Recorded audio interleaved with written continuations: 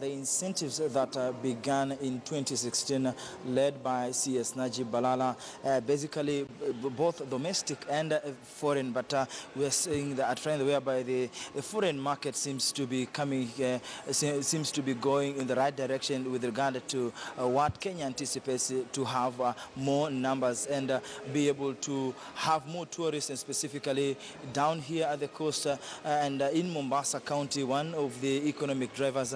And this incentive has seen the chartered flights increase from 9 to 15 per week, quite a good number here. And some of the countries that have agreed to these deals is Poland, Italy, and Belgium, and also Netherlands is one of the countries that land here in Mombasa weekly. And also we expect by December then Qatar Air will be landing here in Mombasa. Some good news, but more importantly will be the environment in which the tourists will be operating in. And I want to bring in my guest, who is Victor Shitaka, the managing director of Flamingo Beach Resort. Maybe we're seeing some good news in the tourism sector. What does this tell in terms of the tourism here in Mombasa and the coast region? You see, it's finally it's starting to work out. We've got increased charters by 66%. It was 9 to 15. And what is even important is these charters, they're all coming with Dreamliners. You know, before they were coming with the smaller planes, but Dreamliners. It shows confidence back in Kenya, and it shows great growth. We are looking at even improved because of the offers that they have been given, the incentives that they have been given. So this is fantastic for the coast. This is fantastic for the whole country. We've got now domestic and international tourism competing in the coast. This is fantastic. Of course, we're heading into the festive season. And how are you prepared, are you? In terms of preparation, every hotel is gearing up for business, be it international, be it domestic. We in Pride Inn have come up with great programs in Pride Inn Paradise and Pride Inn Flamingo. We've come up with exciting programs from the 21st to the 31st, and I'm sure all the other hotels are doing the same. So everybody is geared up for a busy, busy season.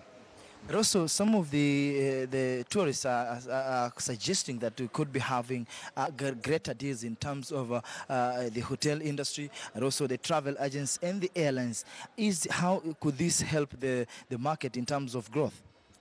You know, it is all about packaging. It is all about how you present a destination. Now we've got flights coming in here. And the people who want to land in Nairobi, we've got SGR, we've got the low-cost flights coming in, we've got increased charters.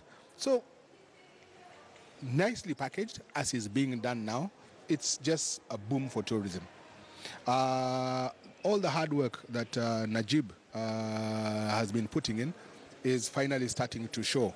And with all the team coming together for tourism, we're going to pick up business. Of course, some subsidies that are coming in per person in terms of the foreign tourists with regard to the incentive that began in 2016 now has been extended until 2022. And also the chartered flights that do land here in Mombasa, I understand that they don't have no landing fees. So how does this provide Kenya or Mombasa and the coast region as a destination and put it in a better perspective in terms of growing the numbers and be able to make sure that coast region has been marketed outside the world?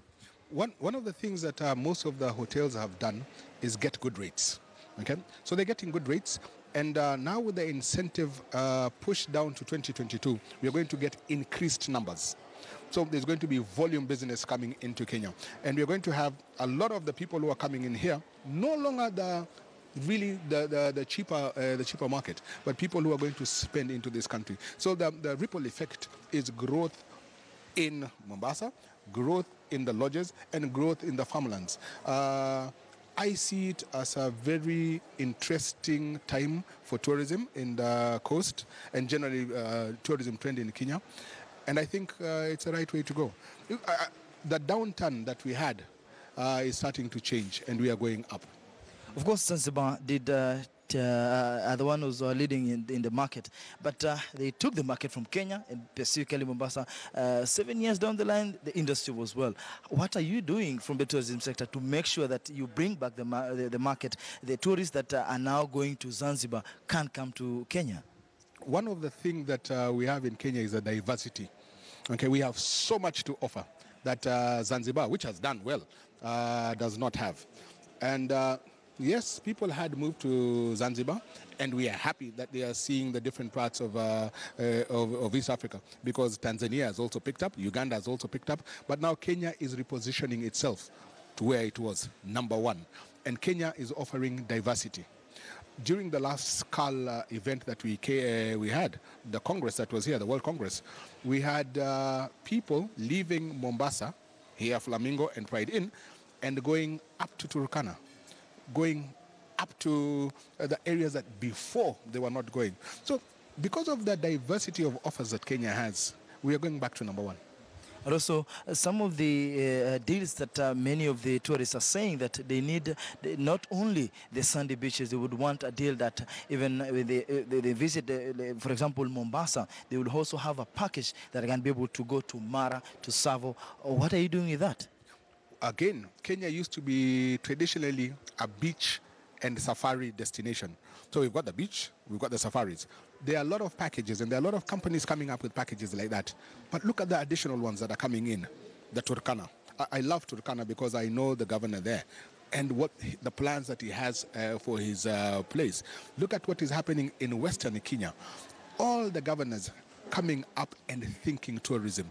So I keep repeating this with what we have to offer.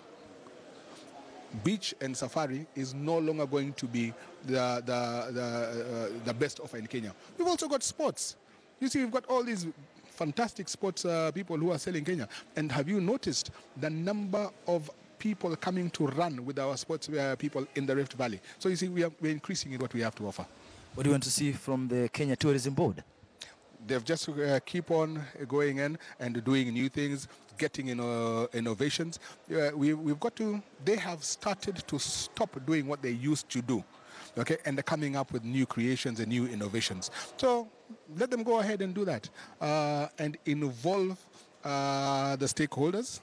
And this will bring Kenya back to where we are supposed to be. How are the numbers looking like? Numbers are looking good. If I was talking about Flamingo here, today we've got the Jumuiya of county who are coming here, 150 people. We are 100%. Pride in Paradise is doing 100%. From now till next week, we are completely full. I know that hotels like White Sands were also busy because they are giving out guests. So business is picking up. Thank you so much for your time.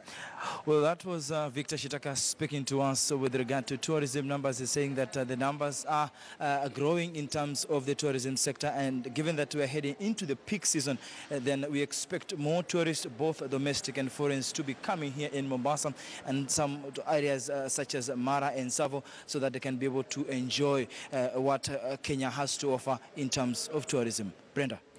Mtalaki, I don't know whether Victor is still standing next to you, because it would be interesting to know what the coastal region is doing when it comes to maintaining their #1 position in terms of tourist attraction, because the government has also been calling on other counties like Nakuru County, the Rift Valley region, to also be a region of attraction to tourists who are coming to Kenya.